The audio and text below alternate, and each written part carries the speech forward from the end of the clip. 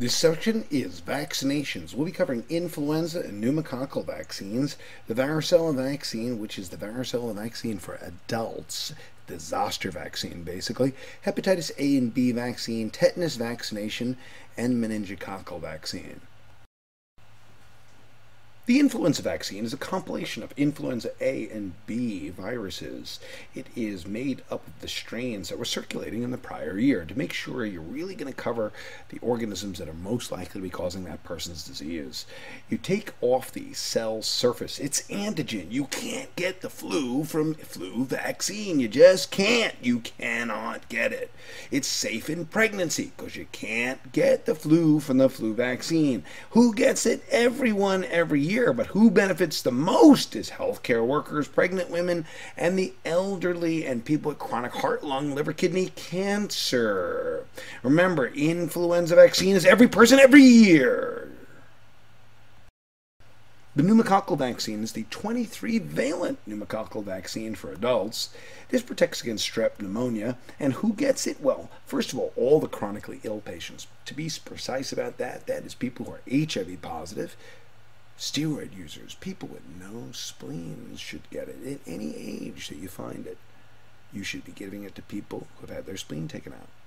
You found out you're HIV positive this year? Doesn't matter how old you are. You get the pneumococcal vaccine. You got steroids this year? You're getting steroids on a chronic basis? You should get the pneumococcal vaccine.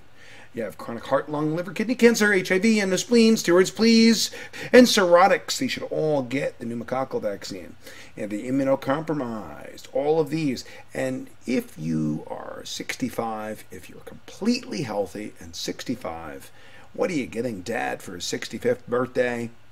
The pneumococcal vaccine is the gift that keeps on giving. Now, if you had your first vaccine before age 65, you should get one revaccination at 5 years. Or, if you're a person who's got the chronic heart, lung, liver, kidney, and cancer, you should get one revaccination at 5 years. If you're a generally healthy person who's 65, you get one shot. Everybody else gets one revaccination at 5 years. That's it. It's very hard for people to understand this because they keep thinking it's every 5 years, but it's not. It can be hard to distinguish the varicella and the herpes zoster vaccine for some people because, after all, it is the same basic bug. It is a live attenuated vaccine against the varicella virus. Now, who gets chickenpox vaccination? Well, that would be any seronegative adult who never had varicella. In other words, let's say that I didn't have varicella ever, especially if I'm a healthcare worker, which I happen to be. I really need that vaccine to protect me against getting chickenpox as an older person. You see, a child who gets chickenpox is itchy and feels crappy for a couple of days, but he'll be fine. Whereas chickenpox as an adult is terrible. It really knocks you out. It makes you terribly tired. That the person who gets the zoster vaccine, that's different. That's to prevent shingles. That's all adults who are 60 years old. 5% of the population above 60 will get zoster, which is to say herpes zoster, which is shingles. And you're basically doing it to prevent them from having a severity of disease that prevents the kind of pain. You're giving it to prevent the pain of shingles. You see, the zoster vaccine is not exactly the chickenpox vaccine because it's different strengths and indications. Chickenpox vaccine is given to anyone who hasn't had chickenpox. The zoster vaccine is given to people who are 60 to prevent shingles. And the vaccine given to persons at 60 to prevent zoster is 18 times more viral antigen than the pediatric vaccine. This is a picture of dermatomal zoster. Now, besides the obvious discomfort of what it must look like, that virus gets into nerves, and people can be incapacitated with the pain of shingles, and for a long time to come. And the medications that we use for post-herpetic neuralgia are not terrific. Pregabalin, gabapentin, tricyclics. None of them work more than 50% in about 50% of patients.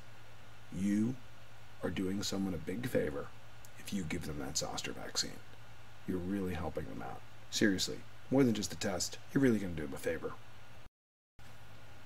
Hepatitis vaccine. First off, hepatitis travels through fecal-oral transmission, and the infection is related to poor hygiene and crowding.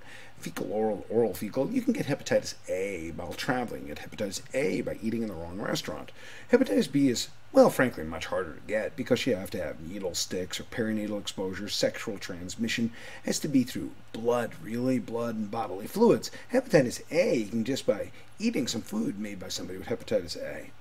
Now, there is no carrier state of hepatitis A, whereas about 10% of people with hepatitis B become chronic carriers. Now, chronic carriers means you become surface antigen positive. That's what it means. When you're carrying surface antigen. Hepatitis A is not that big a deal for people, provided they don't have underlying liver disease. See, if you have underlying liver disease, that vaccine for people with chronic liver disease, even the hepatitis A vaccine, you're doing people a major favor if you give it to them if they have chronic liver disease. For instance, in ordinary people, you turn yellow with hepatitis A for a little while, dark urine, light stool, dark urine, get a bilirubin in the urine, you feel tired, weight loss, but you're not going to die. But if you have chronic liver disease and you get hepatitis A and you have cirrhosis or you have chronic hepatitis C, you can develop fulminant hepatitis. It's a big deal.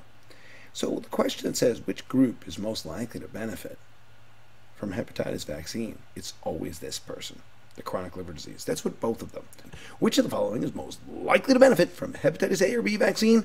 It is chronic liver disease, both of them. Now, MSN means men who have sex with men. It's a more precise term than saying homosexual or gay. It's more precise. Or injection drug users. Both will benefit as well. That's more epidemiologic. And so is the close contacts more epidemiologic. But the person who's going to get the sickest from hepatitis is the person with chronic liver disease.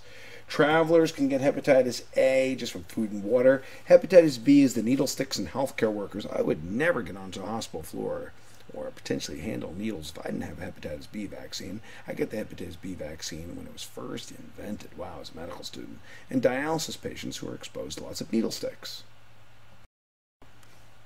Hepatitis B vaccine is indicated in diabetics. That is a new indication.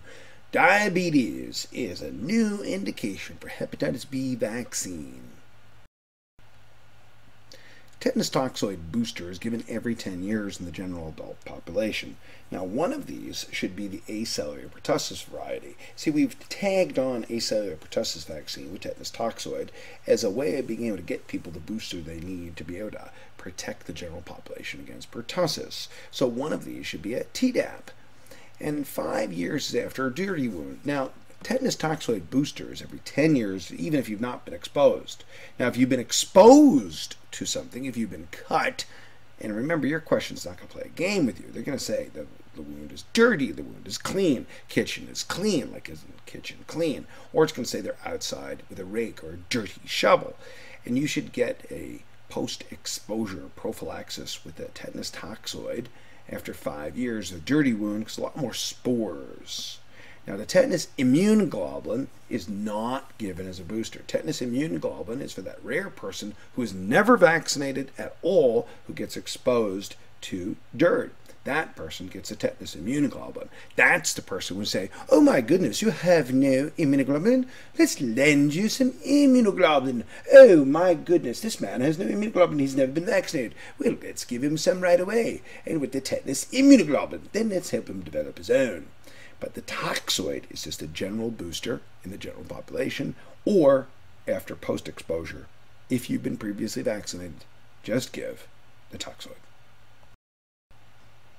Meningococcal vaccine should be given to everyone at the routine age 11 visit. Remember, it does not cover group B meningococcus. It's excellent for everything else except meninge B. You're giving it to all children at the age 11 visits and to adults if they've had their spleen taken out or about to have their spleen taken out, or if they have an immunodeficiency such as sickle cell, where you're functionally asplenic. You also give it in epidemiologic settings such as military who are living in barracks and college dormitories, where there's a lot of crowding.